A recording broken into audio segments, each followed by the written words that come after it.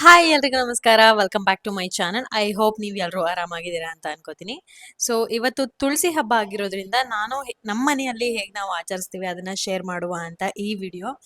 And ಎಲ್ರಿಗೂ ತುಳಸಿ ಹಬ್ಬದ ಶುಭಾಶಯಗಳು.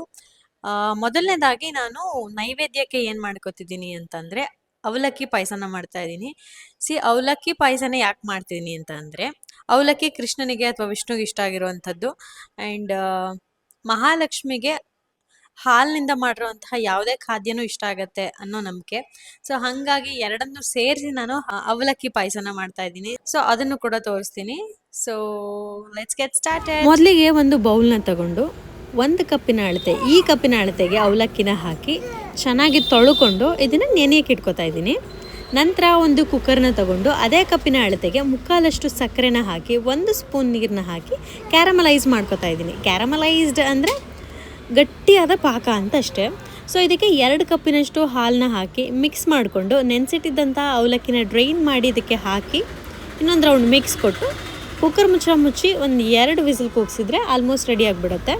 ನಂತರ ಇದಕ್ಕೆ ಫ್ರೆಶ್ ಆಗಿ ಪುಡಿ ಮಾಡಿರೋಂಥ ಏಲಕ್ಕಿ ಪೌಡರು ಹಾಗೆ ತುಪ್ಪದಲ್ಲಿ ಹುರಿದಿರುವಂಥ ಗೋಡಂಬಿನ ಹಾಕಿ ಮಿಕ್ಸ್ ಮಾಡಿದ್ರೆ ಸೂಪರ್ ಟೇಸ್ಟಿಯಾಗಿರುವಂತಹ ನಮ್ಮ ನೈವೇದ್ಯಕ್ಕೆ ಅವಲಕ್ಕಿ ಪಾಯಸ ರೆಡಿ. ತುಳಸಿ ಹಬ್ಬದಲ್ಲಿ ನಿಮಗೆ ಅನುಕೂಲ ಇರುವಂಥ ಯಾವುದೇ ಸ್ವೀಟ್ನೂ ಕೂಡ ಮಾಡಿ ನೈವೇದ್ಯಕ್ಕೆ ಇಡಬಹುದು.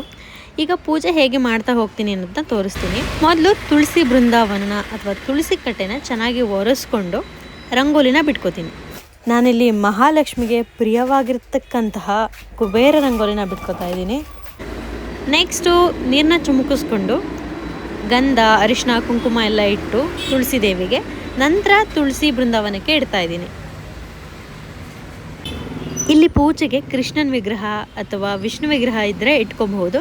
ನನ್ನ ಹತ್ರ ಲಕ್ಷ್ಮೀ ಸಮೇತ ವಿಷ್ಣು ವಿಗ್ರಹ ಇದ್ದಿದ್ದರಿಂದ ನಾನು ಅದನ್ನೇ ಇಡ್ತಾ ಇದ್ದೀನಿ. ಹಾಗೆ ಒಂದು ನೆಲ್ಲಿಕಾಯಿನೂ ಕೂಡ ಇಡ್ತಾ ಇದ್ದೀನಿ. ಅದು ವಿಷ್ಣುವಿನ ಸಂಕೇತ ಅಂತ ಹೇಳ್ತಾರೆ. ಹಾಗಾಗಿ ಈಗ ಹೂವಿನಿಂದ ಅಲಂಕಾರ ಮಾಡಿಕೊಂಡು ನೆಲ್ಲಿಗಿಡನ ನೆಟ್ಟು ಗೆಜ್ಜೆ ವಸ್ತ್ರನ ವಿಷ್ಣುಗೆ ಮೊದಲು, ನಂತರ ತುಳಸಿ ದೇವಿ ಹಾಗೆ ನೆಲ್ಲಿಗಿಡಕ್ಕೆ ಎರಡಕ್ಕೂ ಸೇರಿಸಿ ಹಾಕೋತಾ ಇದ್ದೀನಿ.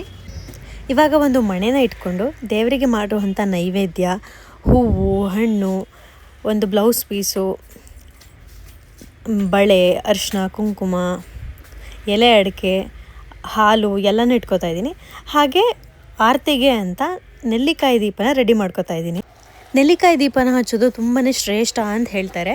ಇದನ್ನು 5 ಕೌಂಟಲ್ಲೂ ಇಡ್ತಾರೆ, ಬಟ್ 9 ಕೌಂಟಲ್ಲಿ ಇಡೋದ್ರಿಂದ ಇನ್ನೂ ತುಂಬ ಒಳ್ಳೆಯದು ಅಂತ ಹೇಳಲಾಗತ್ತೆ. ಈಗ ಮಾಂಗಲ್ಯ ಧಾರಣೆನ ಮಾಡ್ತಾ ಇದ್ದೀನಿ. ಮೊದಲು ವಿಷ್ಣು ದೇವರಿಗೆ ಮುಟ್ಟಿಸಿ, ನಂತರ ನೆಲ್ಲಿಕಾಯಿ ಗಿಡ ಹಾಗೆ ತುಳಸಿ ಗಿಡಕ್ಕೆ ಸೇರಿಸಿ ಕಟ್ಟಿ ಅಕ್ಷತೆ ಹೂವನ್ನ ಹಾಕಿ ನಾವು ಗಂಡು ಹೆಣ್ಣಿಗೆ ಹೇಗೆ ಧಾರೆನ ಎರಿತೀವಿ ಹಾಗೆಯೇ ಇಲ್ಲೂ ಕೂಡ ಮಾಡಬೇಕಾಗತ್ತೆ.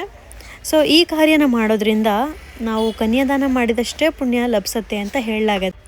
ಹೀಗೆ 9, 18, 27 ಕೌಂಟ್ಸಲ್ಲಿ ಕೂಡ ನೆಲ್ಲಿಕಾಯಿ ದೀಪನ ಆರಾಧನೆ ಮಾಡಬಹುದು. ನಂತರ ಕಾಯಿನ ಒಡೆದು ಅದಕ್ಕೂ ಕೂಡ ಅರಿಶಿನ ಕುಂಕುಮದಿಂದ ಅಲಂಕಾರನ ಮಾಡಿ ಧೂಪನ ಹಾಕ್ತಾ ಇದ್ದೀನಿ. ಒಬ್ಬೊಬ್ಬರು ಒಂದೊಂದು ರೀತಿಯಲ್ಲಿ ಈ ಹಬ್ಬನ ಆಚರಿಸ್ತಾರೆ. ತುಳಸಿ ಹಬ್ಬದ ದಿನ ಕಾರಣಾಂತರಗಳಿಂದ ಈ ಹಬ್ಬನ ಆಚರಿಸೋಕ್ಕಾಗ್ತಿಲ್ಲ ಅಂತ ಅಂದಿದ್ದ ಪಕ್ಷದಲ್ಲಿ ನೀವು ಕಾರ್ತಿಕ ಸೋಮವಾರ ದಿನ ಕೂಡ ಈ ಹಬ್ಬನ ಆಚರಿಸಬಹುದು. ಅದು ಕೂಡ ತುಂಬಾ ಒಳ್ಳೆಯದು. ಬ್ಲೌಸ್ ಪೀಸ್ ಬದಲು ನೀವು ಸೀರೆನೂ ಕೂಡ ಇಟ್ಟು ಪೂಜೆ ಮಾಡಬಹುದು. ತುಳಸಿ ಹಬ್ಬದ ರಾತ್ರಿ ಪೂಜೆ ಎಲ್ಲ ಮುಗಿದ ನಂತರ 1 ಲೋಟ ಹಾಲನ್ನ ಅಲ್ಲೇ ಬಿಡಬೇಕಂತೆ. ಸೊ ರಾತ್ರಿ ಬಂದು ಕೃಷ್ಣನೇ ಹಾಲು ಸೇವಿಸ್ತಾರೆ ಅನ್ನೋ ನಂಬಿಕೆ ಇದೆ. ಉತ್ಥಾನ ದ್ವಾದಶಿಯ ಬೃಂದಾದೇವಿ ಹಾಗೂ ವಿಷ್ಣುವಿನ ಕಲ್ಯಾಣವೇ ತುಳಸಿ ಹಬ್ಬ. ಇದಾಗಿತ್ತು ಇವತ್ತಿನ ತುಳಸಿ ಹಬ್ಬದ ವಿಡಿಯೋ. ಐ ಹೋಪ್ ಈ ವಿಡಿಯೋ ನಿಮಗೆ ಇಷ್ಟ ಆಗುತ್ತೆ ಅಂತ ಅನ್ಕೋತೀನಿ. ಸೊ ಇಷ್ಟ ಆಗಿದ್ರೆ hit like, share and subscribe to my YouTube channel. Next video ಸಿಗ್ತೀವಿ. ಅಲ್ಲಿವರೆಗೂ you all take care. Bye.